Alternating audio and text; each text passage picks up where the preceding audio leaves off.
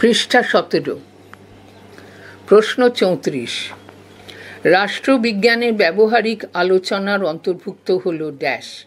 রাষ্ট্রবিজ্ঞানের ব্যবহারিক আলোচনার অন্তর্ভুক্ত হল রাজনৈতিক প্রতিষ্ঠান। 35। রাজার উদ্ভব, রাজার ক্ষমতার উপর প্রজাদের নিয়ন্ত্রণ প্রভৃতি বিষয় আলোচিত হয়েছে ড্যাশ সংহিতায়। 36। অর্থশাস্ত্রের রচয়িতা হলেন ড্যাশ। অর্থশাস্ত্রের রচয়িতা হলেন কৌটিল্য। 37।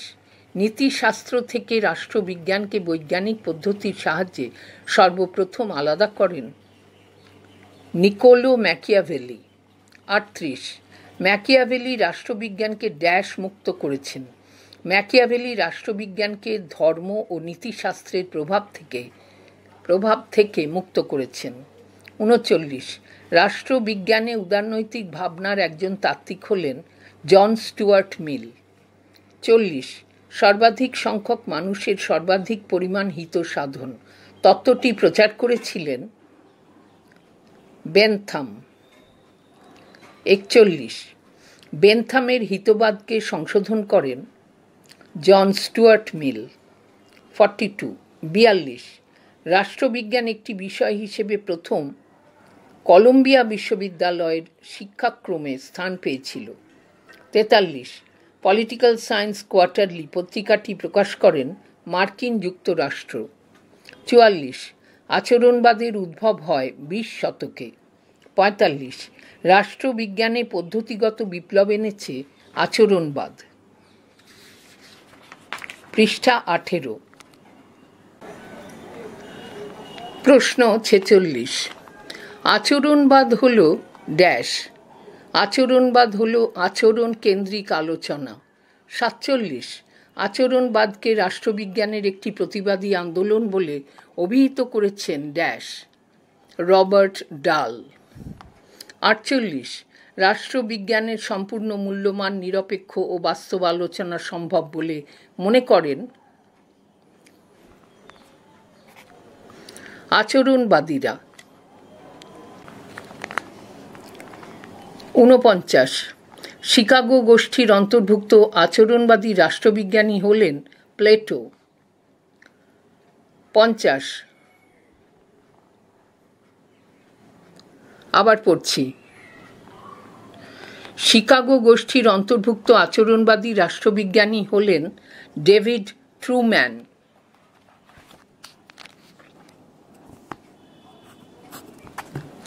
50। 1948 খ্রিস্টাব্দে সমাজবিজ্ঞান গবেষণা পর্ষদের সভাপতি পদে নির্বাচিত হন পেন্ডেলটন হ্যারিং। 51। আচরণবাদের প্রতিক্রিয়া হিসেবে উদ্ভূত তত্ত্বটি হল উত্তর আচরণবাদ। 52। রাষ্ট্রবিজ্ঞানে মূল্যবোধের আলোচনাকে ফিরিয়ে আনতে চান উত্তর আচরণবাদীরা। 53। বিংশ শতাব্দীর বিস্ময় হিসেবে পরিচিত রাষ্ট্রবিজ্ঞানী Karl Marx. 54। Human nature in politics গ্রন্থটির রচয়িতা হলেন গ্রাহাম ওয়ালস। 55। গ্রিক শব্দ পলিস এর অর্থ নগর রাষ্ট্র। 56।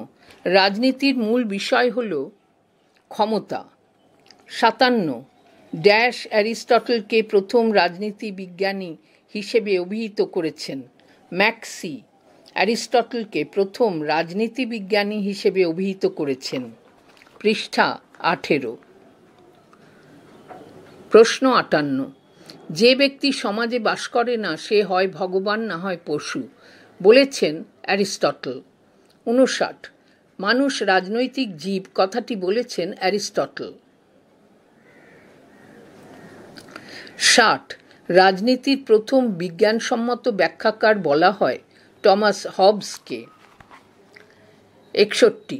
রাজনীতি হল একটি সর্বজনীন কার্যকলাপ, কোনো নৈতিক নির্দেশ নয় কথাটি বলেছেন অ্যালান বল। 62। রাজনীতি হল জনগণের সমস্যার প্রশাসন বিষয়ক কার্যাবলীর সমষ্টি বলেছেন গার্নার। 63। রাজনীতি হল সমাজের প্রতিরূপ একথা মনে করেন মিলার। 64 যেখানেই রাজনীতি সেখানেই বিরোধ উক্তিটি করেন ওয়াসবি। 65 রাষ্ট্রবিজ্ঞান হল রাষ্ট্রের জীবন ও ঘটনাবলী সম্পর্কিত বিজ্ঞান, বলেছেন গার্নার। 66 রাষ্ট্রবিজ্ঞান রাষ্ট্রের মৌলিক ভিত্তি এবং সরকারের নীতিসমূহ নিয়ে আলোচনা করে, কথাটি বলেছেন পল জানে।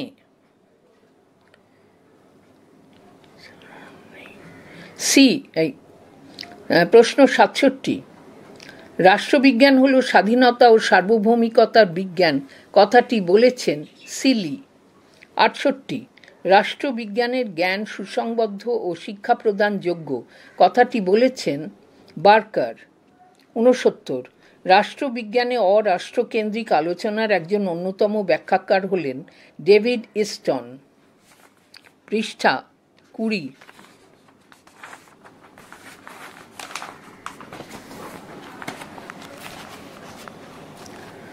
প্রশ্ন 70 রাষ্ট্রবিজ্ঞানকে বিজ্ঞান তো বলাই চলে না, এমনকি কলাশাস্ত্রের মধ্যেও এ অনুন্নত, একথা বলেছেন বাকল।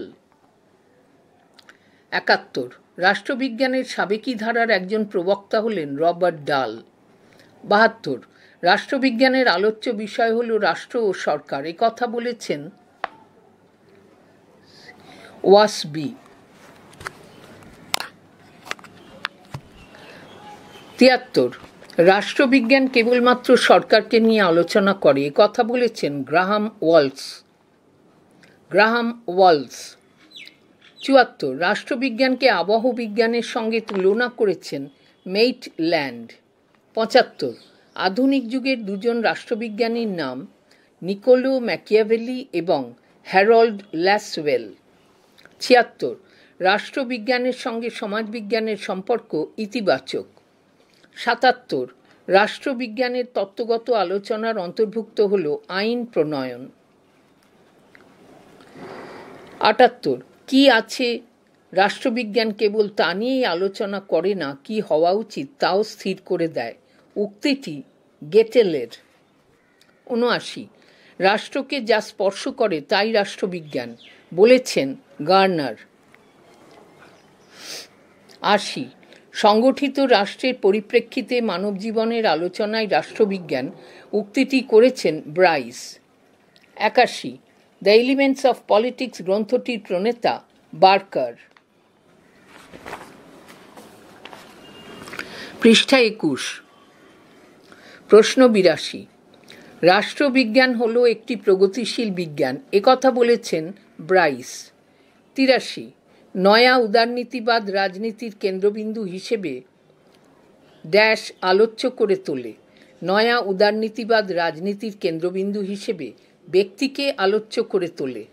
84 সর্বাপেক্ষা কম ক্ষমতাশালী রাষ্ট্র তত্ত্বের প্রচারক রবার্ট নোজিক। 85 উদারনীতিবাদ ড্যাশ বিশ্বাস করে, উদারনীতিবাদ শ্রেণী সমন্বয়ে বিশ্বাস করে। 86 উদারনীতিবাদী রাষ্ট্রচিন্তার আদি প্রবক্তা লক। 87 রাষ্ট্রবিজ্ঞানের রাষ্ট্র নিরপেক্ষ সংজ্ঞা দিয়েছেন ডেভিড ইস্টন। 88 রাষ্ট্রবিজ্ঞানের রাষ্ট্রকেন্দ্রিক সংজ্ঞা দিয়েছেন গার্নার। 89 স্টোয়িক দর্শনে ড্যাশ ইচ্ছাকে মর্যাদা দেওয়া হয়, স্টোয়িক দর্শনে ব্যক্তির স্বাধীন ইচ্ছাকে মর্যাদা দেওয়া হয়। 90 চার্চ ও রাষ্ট্রশক্তির বিরোধ দেখা যায় ড্যাশ যুগে, চার্চ ও রাষ্ট্রশক্তির বিরোধ দেখা যায় মধ্যযুগে। 91 দ্য প্রসেস অফ গভর্নমেন্ট গ্রন্থটির লেখক আর্থার বেন্টলি। 92 রাজনীতির তত্ত্বগত আলোচনা সর্বপ্রথম অ্যারিস্টটল শুরু করেন। 93 সামাজিক রাজনীতির পক্ষে তাত্ত্বিক আন্দোলনকারী হলেন বেনফিল্ড।